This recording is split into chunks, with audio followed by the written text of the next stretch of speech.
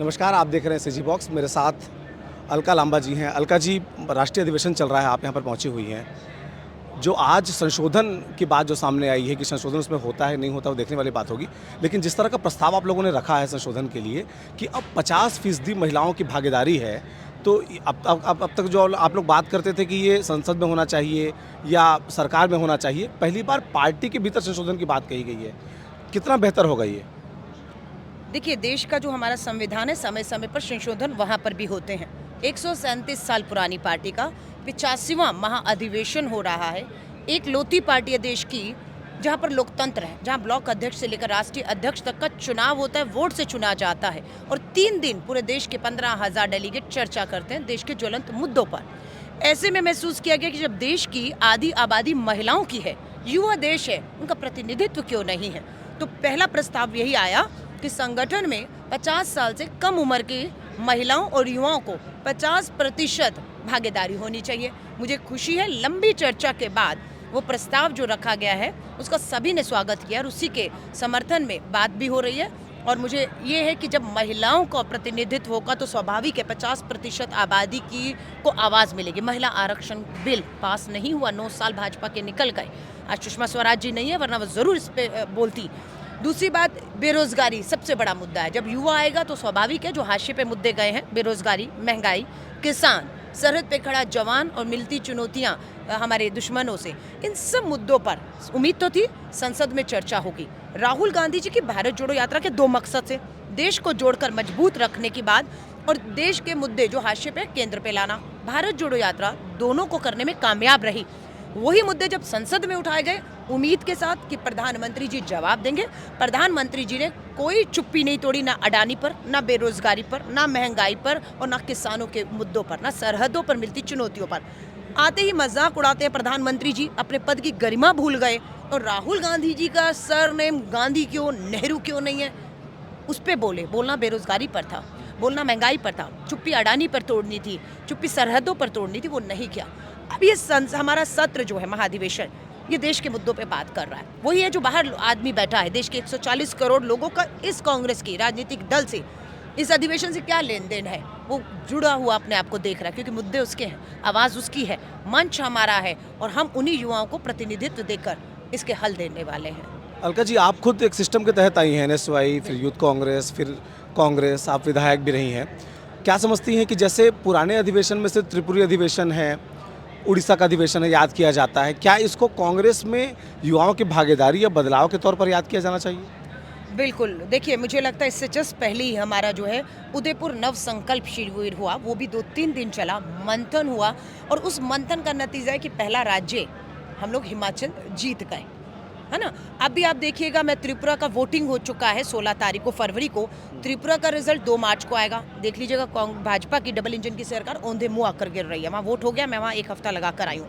कर्नाटका दक्षिण भारत का सबसे बड़ा राज्य है जहाँ भाजपा की सरकार है। भ्रष्टाचार के ऊपर हम लोग दक्षिण भारत में, कर्नाटक में भाजपा को हराने जा रहे हैं। भाजपा स्वीकार नहीं कर रही कि मुद्दा बेरोजगारी है, मुद्दा महंगाई, भ्रष्टाचार है, किसानी है, वो मान नहीं रही है। सिर्फ ताकत के दम पर, सत्ता के दम पर, ED, CBI, पुलिस के दम पर, संवैधानिक संस्थाओं के दम पर सत्ता नहीं मिलती तो गिराएंगे। मध्य प्रदेश में आपने देखा किसकी सरकार थी, कैसे आप लोग जब वोट मांगते हैं तो ये कहते क्यों नहीं है कि बहुमत देना तो बहुत ज़्यादा देना या ना देना छत्तीसगढ़ की तरह? क्योंकि अगर आप लोग बहुमत के आसपास रहे तो सरकार आपकी चोरी होनी तय है। देखिए, लोग खुद इस बात को समझ रहे हैं, इसलिए हम लोगों को हिमाचल में बहुमत से बहुत आगे दे दिया है। भाजपा हाथ पैर भी मार ले तो नहीं है, लेकिन भाजपा ने, मैं अभी मेघालय में भी वोट होना है 27 को, मेघालय में भाजपा की 2 सीटें आती हैं, लेकिन सरकार उसकी बनती है। तो बात यह है कि संवैधानिक संस्थाओं का, हर मशीनरी का धन, बल, ताकत, सत्ता हाथ से ना जाए। जहां उनको लगता है कि धन, बल, सत्ता के बाद भी, सबके बाद भी सत्ता जा रही है, वहाँ सांप्रदायिकता करना शुरू कर देते हैं। वहाँ अपना सरकार गिराकर राष्ट्रपति शासन, जम्मू कश्मीर आप देख लीजिए, हिम्मत नहीं कर पा रही भाजपा, सारे दावों के बावजूद भी कि सब खुश हैं, खुशहाली है, आतंकवाद नहीं है, सरहदों पे चुनौती नहीं। कश्मीरी पंडित खुश है, चुनौती दे रहे हैं, कल करवाइए चुनाव अगर हिम्मत हो आपकी तो, जम्मू और कश्मीर में। लेकिन इनको पता है कि हालात जो है बेहतर नहीं है, चुनाव होगा, भाजपा औंधे मुँह आकर गिरेगी। छत्तीसगढ़ में भी हिंदू मुसलमान वाले पॉलिटिक्स जो है वो एक तरह से पैर पसारने की कोशिश कर रही है, मिशनरीज के संबंध में यहाँ बातचीत की जा रही है।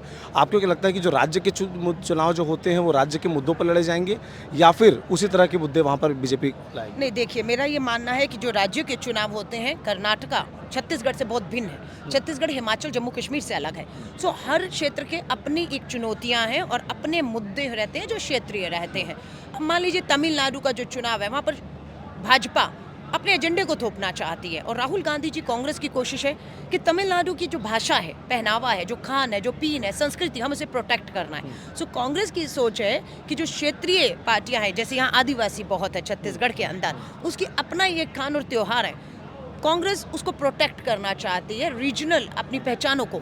लेकिन वहीं पर हम चाहते हैं कि जब राष्ट्र की बात आए, देश की बात आए, तो क्षेत्र से ऊपर उठ के फिर देश को, देश की सरहदों को, देश की ताकत देने के लिए सोचना है। तो वो भारतीय राष्ट्रीय कांग्रेस ही एक उस गोलबंदी से लड़ेंगे कैसे? हिंदू मुस्लिम की जो गोलबंदी है, वोटों का ध्रुवीकरण है, स्पेशली हिंदी पट्टी में, उससे कैसे लड़ेंगे? हम लड़े हैं इन्हीं ताकतों से लड़कर। हम 50 साल सत्ता में रहे और पिछले 10 साल, इन 9 साल पहले देखेंगे 10 साल हम ही थे। लेकिन अलग बात है, कहीं ना कहीं ये लड़ाई जब कमज़ोर होती है तो ये ताकतें हावी हो जाती हैं। कहीं ना कहीं लड़ाई हमारे जो एक विचार के हमारे क्षेत्रीय दल हैं, सहयोगी हैं, कहीं ना कहीं कमज़ोर हुए, जिससे इन ताकतों को लाभ मिला। अब हमारी ये कोशिश है, भारतीय राष्ट्रीय कांग्रेस देश की एक राष्ट्रीय पार्टी है जो जम्मू कश्मीर से कन्याकुमारी तक देश के राष्ट्र के जो इंटरेस्ट है उसे लेकर चल रही है। अब दूसरे क्षेत्रीय दलों को बातचीत करनी है, वो रास्ता तय करेंगे कि जब हम आपको क्षेत्रीय इंटरेस्ट को प्रोटेक्ट कर रहे हैं तो आप देश के इंटरेस्ट में, देश हित में भारतीय राष्ट्रीय कांग्रेस को भाजपा के सामने आप ताकत दें तो स्वाभाविक है इन्हें हम बाहर कर पाएंगे। कन्याकुमारी से कश्मीर पद यात्रा से राहुल गांधी की छवि में कोई बदलाव महसूस हुआ? क्योंकि काफ़ी मेहनत की गई थी उनके छवि को खराब करने के लिए। देखिए, श्री राहुल गांधी जी की छवि को खराब करने पर जितना धन, बल, पैसा, व्हाट्सएप यूनिवर्सिटी का इस्तेमाल किया, झूठ फैलाया गया। तो राहुल गांधी जी ये कहते थे कि झूठ के पाँव नहीं होते हैं, सच एक दिन आना ही है सामने, स्वाभाविक है। और वो ये भारत जोड़ो यात्रा के माध्यम से सच सामने आया। जो राहुल गांधी जी को कह रहे थे गंभीर नहीं है, आज चुप हो गए बिल्कुल, कि वो आदमी 4000 किलोमीटर चलता है, 5 महीने चलता है, और कश्मीर से कन्याकुमारी तक एक ही नेता है देश में, एक ही पार्टी है जो जुड़ रही है दोनों चीज़ें। कोई और राजनीतिक दल बता दीजिए अपने राज्य से बाहर झांक के भी देख रहा हो। गई थी हमारी टीएमसी दीदी बंगाल से, गोवा जमानत जब्त करा कर आई, गई है वो त्रिपुरा में, जमानत जब्त होगी उनकी, आई है वो मेघालय में। सारी कांग्रेस, जो भाजपा नहीं लेकर कर पाता काम, वो आम आदमी पार्टी या टीएमसी, इनको सौंप दिया जाता है कि आप कर लो। सो पूरी ताकत लगा दें, भाजपा को हम आने नहीं देंगे। आखिरी सवाल, पंजाब में इस समय जो स्थितियाँ बनी हैं, फिर से एक बार जिस चीज़ से निपटने में देश को सालों लग गए थे, वही स्थिति दोबारा बन रही है। देखिए, मुझे इस बात की थोड़ी सी तसल्ली है कि कोई पंजाब की तरफ सोच रहा है और देख रहा है। हम छत्तीसगढ़ में बैठे हैं, आप मुझसे पंजाब की बात कर रहे हैं, क्यों? क्योंकि पंजाब इस देश का एक अभिन्न अंग है ना, और वहाँ पर हिंसा हो रही है। राहुल गांधी जी के भाषण वायरल हो रहे हैं कि राहुल गांधी जी ने बीच चुनाव में कह दिया था पंजाब सेंसिटिव स्टेट है, पंजाब बॉर्डर से लगा राज्य है, पंजाब में हमने आतंकवाद का दौर देखा, पंजाब के आतंकवाद के दौर में बेअंत सिंह जी वहाँ के जो मुख्यमंत्री और इंदिरा गांधी जी की शहादतें दी हैं। कोई प्रयोग मत करिए, ऐसे लोगों के हाथ में पंजाब मत सौंपिए जिनको कोई अनुभव ही नहीं है। राहुल जी कहते कहते थक गए, लेकिन फैसला लोगों ने ले लिया। आज वही देख रहे हैं, एक अनुभवहीन पार्टी जिसके पास कोई अनुभव नहीं है, आग से खेल रहे हैं। खालिस्तान की मांग करने वाले पुलिस थानों में घुस गए हैं, हिंसा हो रही है, एफआईआर वापस ली जा रही हैं, रिहा किया जा रहा है।